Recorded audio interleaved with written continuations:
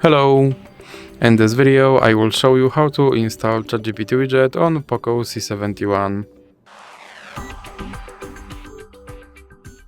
So you have to start by opening your Google Play Store, then click on search bar and type in Wally AI and click search and then click install.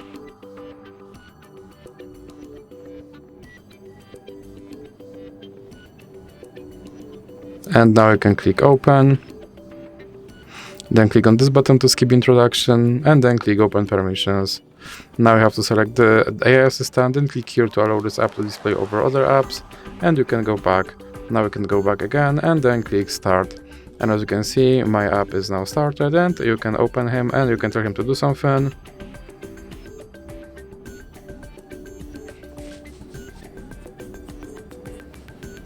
And as you can see, he responded. And if you want to remove him from your screen, simply drag him into the X icon in the middle. So that's it for this video. If you liked it, please remember to leave a like and subscribe.